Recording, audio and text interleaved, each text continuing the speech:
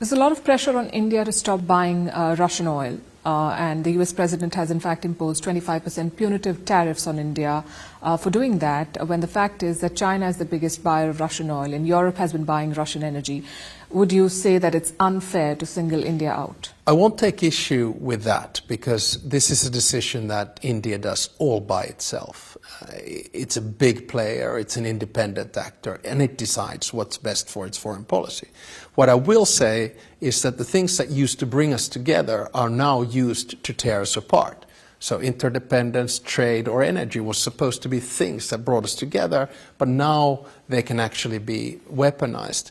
I think what President Trump has indicated is that Europe must stop buying oil and gas from Russia, and there are two countries which I mentioned earlier, Hungary and Slovakia, that still do it. Having said that, we have reduced our dependency on Russian energy by 80%, which I think is quite good.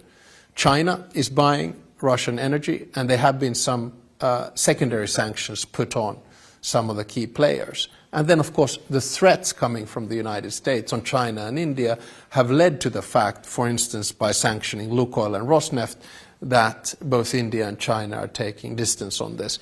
But these are difficult foreign policy decisions. All I can say is that without oil and gas exports, Russia would not be able to afford to conduct this war. But I'm not going to blame India. I'm going to blame all of us collectively.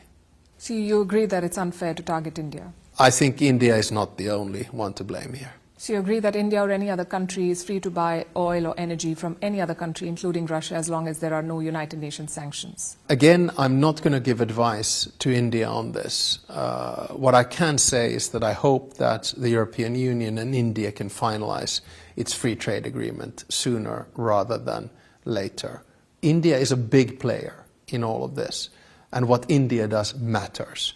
About the United Nations, I can say, and I've said this in the General Assembly twice now, I want the UN Security Council to be expanded.